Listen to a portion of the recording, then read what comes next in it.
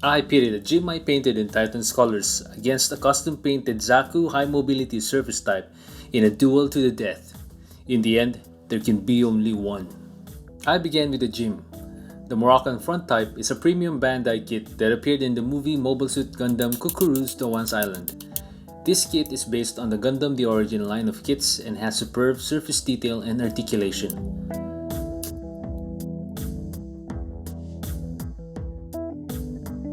The Zaku surface type is similar in both aspects, amazing molded details and excellent articulation. And because of that, I decided to make this project just a straight build and a recolor with LEDs and a dio base. I've said it before, my favorite part of any build is painting, so this will give me more of what I enjoy the most. This project is part of a body build I have with new underscore type 93X over in Instagram. I'll put a link to his social down in the description so you can see some of his awesome builds. He's a nice dude and a great builder, so go and check him out and follow him.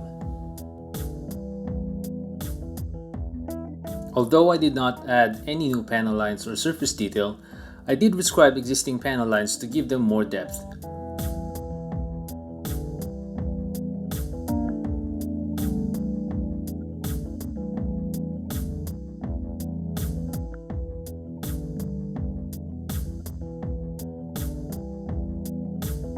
The gym head as a whole near the forehead where the visor rests, I made it bigger with my chisel to allow an LED to snugly fit in it. This did not turn out as well as I hoped it would, as you will see later in the video. As for the Zaku, I removed the seam line on the left shoulder armor with some plastic cement.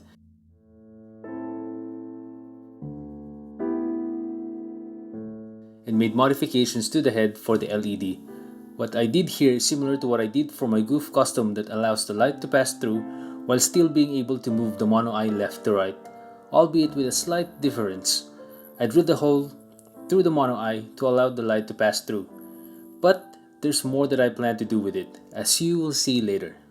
And the rest of the prep was snub removal and sanding, and cleaning every surface for better primer adhesion.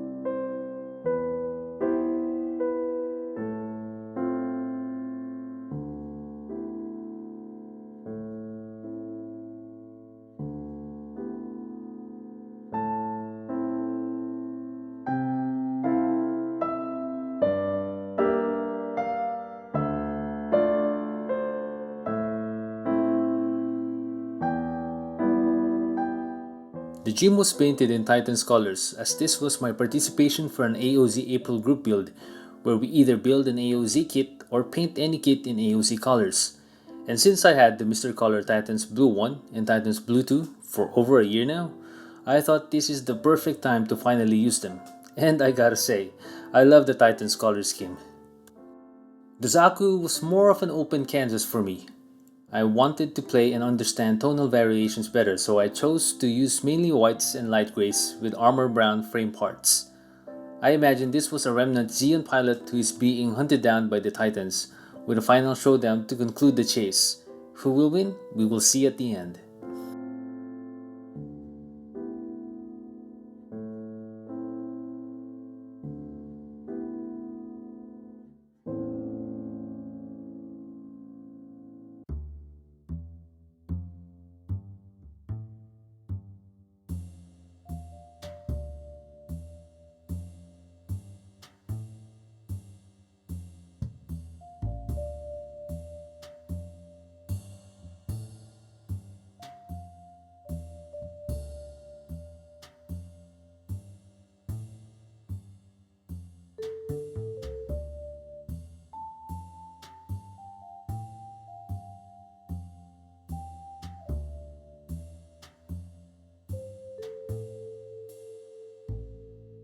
The wonderful thing about these high-grade premium Bandai kits is that they come with water slide decals, which is uncommon even for P Bandai high grades, and I know how people feel about Bandai waterslide decals, but honestly, I had no problems with this.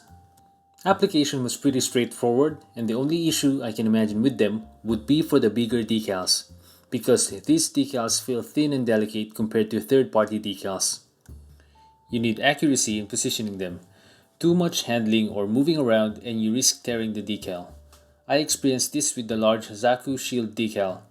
Fortunately, I was able to position it. Let me know in the comments below what your experience was like with Bandai decals, if you have tried them.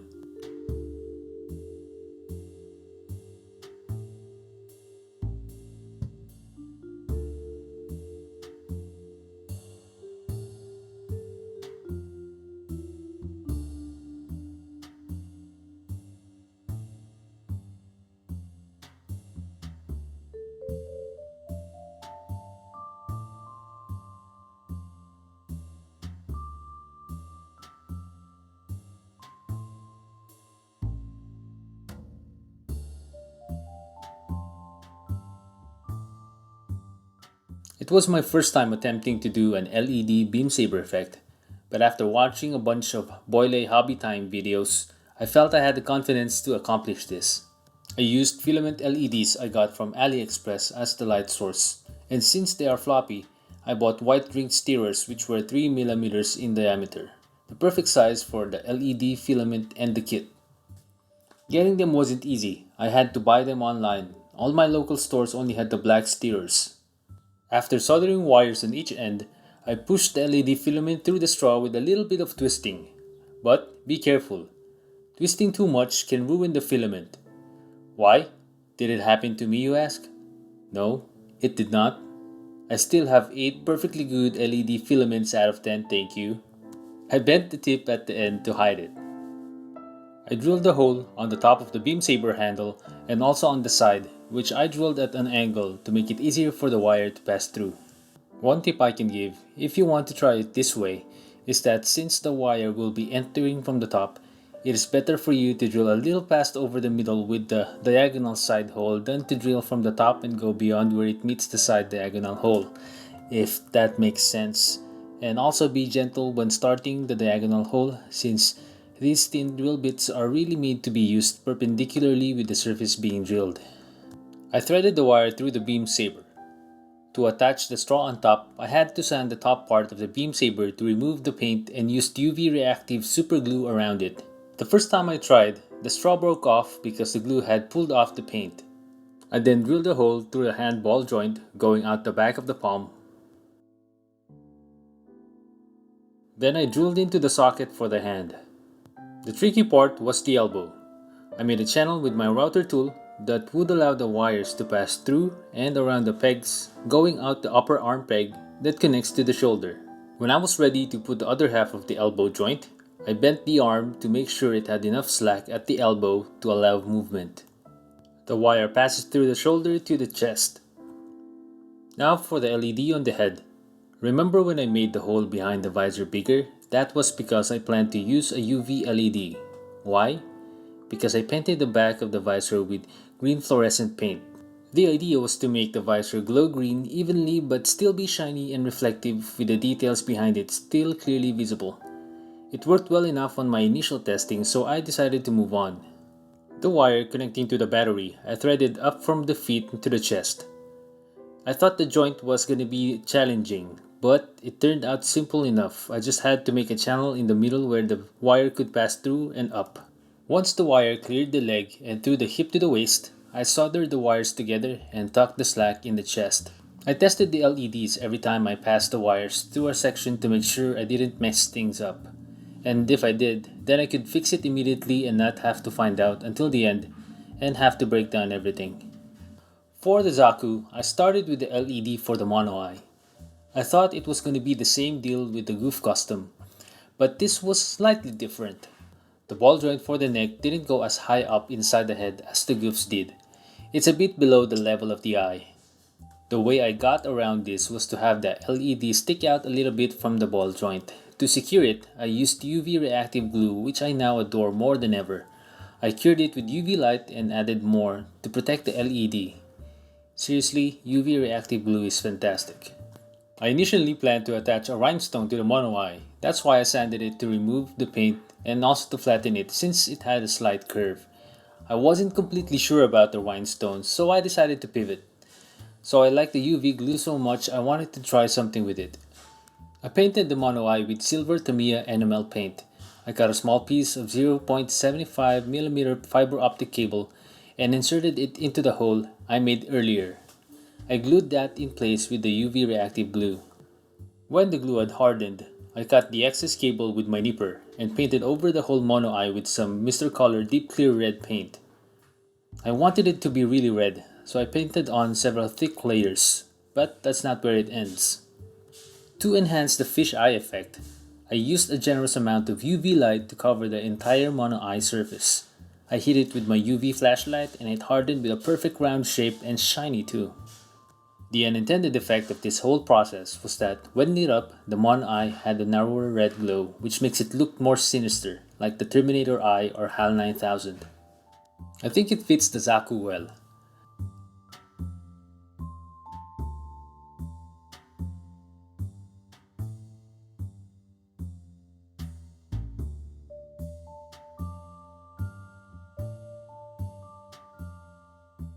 Similar with the gym, routing the wires through the arm and body to hide them but still maintain articulation was a little mental exercise in and of itself.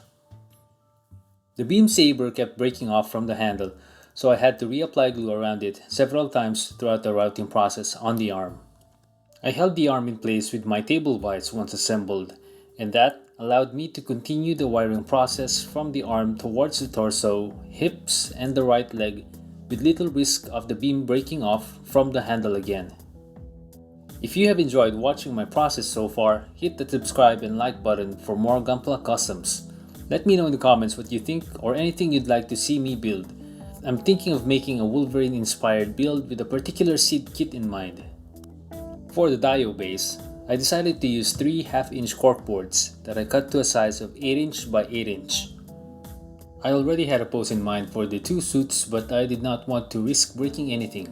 So I used my HG Charge Zaku and HG GTO Grandad to make out their feet placement on the board with a Sharpie and drill the hole where the wires would go through under. I cut out a space where the battery would fit and also a path for the wires and the switch, and stuck the layers together. As I do not have enough experience in making diorama bases from scratch, and I also did not want to overdo it and become a distraction for the kits, I settled on making a simple base with a few patches of Vallejo diorama effects spread throughout, and a couple of small rocks and fine ballast on top. I also added small areas of fine turf. I painted the base by starting with a coat of mahogany surfacer from Mr. Hobby. It provides a good brown base to work with. I proceeded by painting the turf first with Gaia Notes dark green and Mr. Color green, adding a little bit of yellow and white on succeeding layers to brighten it. The ground was painted with Mr. Color Dark Earth, Sandy Brown, and Tamiya Dactan. I used the same paints on the rocks but only sprayed from the top to create some natural shadows, and dry brushed the edges with Dactan. I left a couple of dark patches on the ground to show where the feet of the mobile suits dug up the earth.